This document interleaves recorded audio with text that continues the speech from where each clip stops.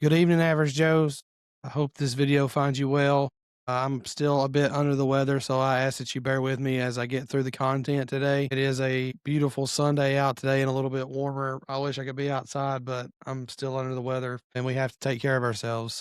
But today we're going to talk about it's called the default mode network. This episode is going to be very heavily psychology focused, and a lot of what I talk about is psychology focused to begin with, but this is we're going to actually be talking about the brain and the reasons that that we default to certain behaviors and patterns of thought and what that does to us. Okay, so do you ever zone out during a mundane task and suddenly you're deep in overthinking, replaying old conversations, or planning out your entire future? That's your brain's default mode network, or DMN. And from here on out, I'm probably going to refer to it as DMN, but it stands for default mode network. It's like your mind's autopilot for daydreams, self-reflection, and sometimes those unhelpful worry loops. But here's the thing. This network can either trap you in mental ruts or unlock creativity and clarity. Today, we're learning how to steer it for good, turn it from a distraction machine into a tool that works for you. By the end, you'll understand what the DMN is and why it matters, the downsides when it goes overboard, rather, how to spot it taking over, and practical steps to tame it. The DMN, also known as your brain's daydream machine. We talked about zoning out during the middle of a conversation or at work. So I just kind of take a moment to think about times that you've done that. We've all been there staring at the wall, but our mind is miles away. Your default mode network, or DMN, is your brain's autopilot for daydreams and self-talk. And today we're learning how to steer it for good. So let's talk about the basics of the DMN. The DMN is a system of interconnected brain regions that lights up when you're not actively focused on a task. That's when your mind wanders, daydreaming, reflecting on the past, or worrying about what's next. It involves key areas like the medial prefrontal cortex, which handles self-referential thoughts, and the posterior cingulate cortex, which ties into memory and emotion.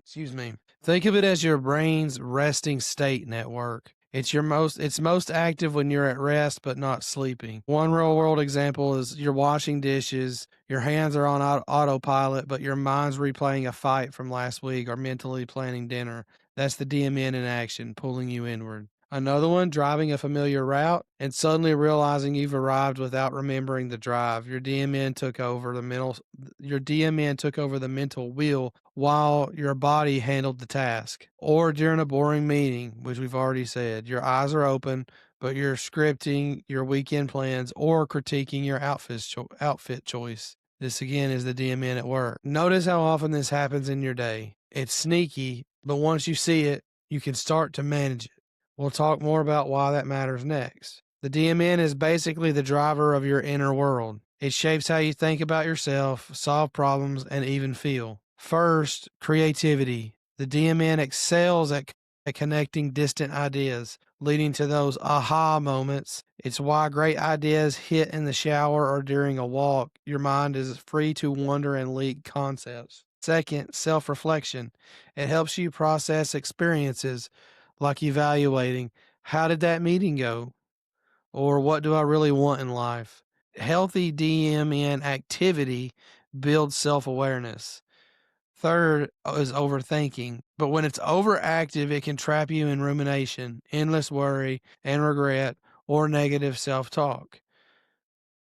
I personally struggle with what ifs during quiet moments, like laying in bed and replaying a small mistake from the day or a conversation. And my assumption is there's going to be some kind of catastrophic outcome because of that one mistake that I made during the day. This is my brain's DMN on overdrive, and it's stealing my peace of mind. Think about artists or inventors. Einstein said his best ideas came while daydreaming. That's DMN fueling innovation. But on the flip side, in mental health research, overactive DMN is linked to conditions like depression, where people get stuck in negative loops. Does your own DMN spark more creativity or worry for you? Reflect on that. When daydreams go dark. Now let's get real about the downsides. An overactive DMN isn't just a quirk. It can harm your well-being. First is anxiety. It loves ruminating over past mistakes, Why did I say that? Or future fears. What if this goes wrong?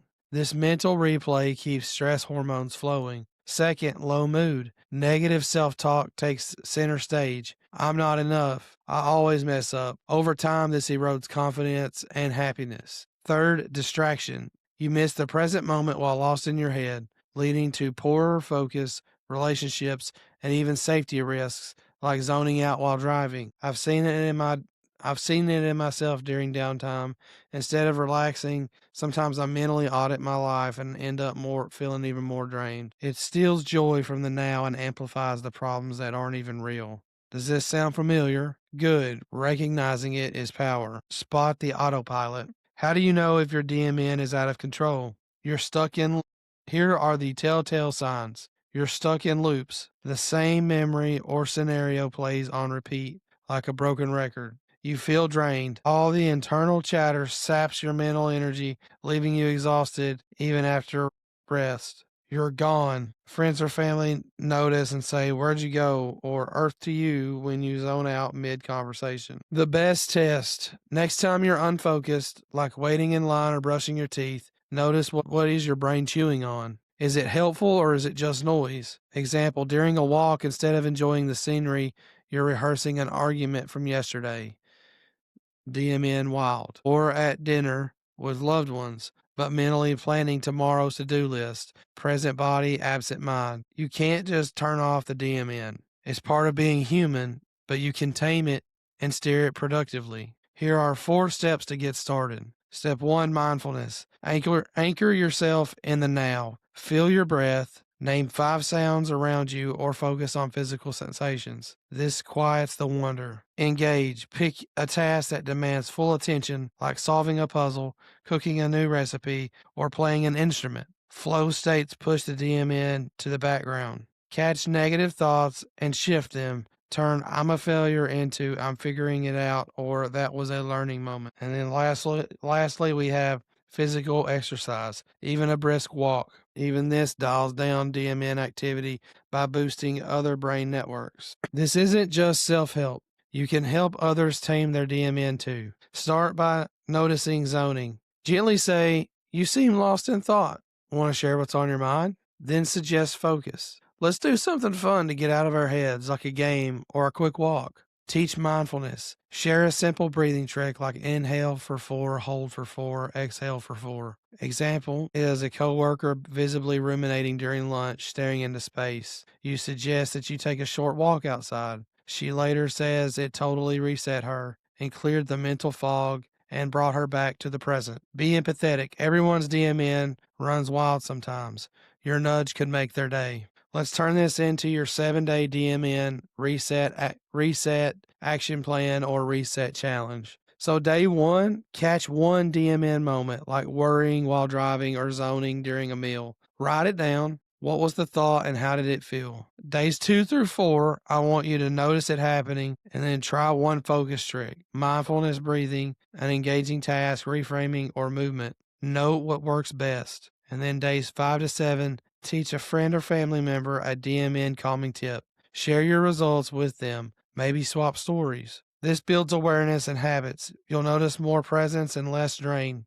And when you're done, let us know in the comments. You can like, subscribe on YouTube, Facebook, Instagram, wherever. But put it in the comments your success or challenge, or even if you've had failure with this, whether it's with yourself or trying to assist someone else. Let us know. I like to know that people are trying, and because trying is the main thing. So we've unpacked a lot. Your default mode network can help you can trap you in dark daydreams or transform you with insights. The key is steering it wisely through awareness, engagement, and practice. Start today. Notice one wonder, tame it, and build from there. If this resonated, again, let us know in the comments. All right, so next exclusive episode, we're going to talk about emotional contagion, why you catch others' moods like a cold, and how to protect or spread the good ones. Keep mastering your mind with us and stay average. Just don't be a pawn. All right, God bless you guys and have a good week.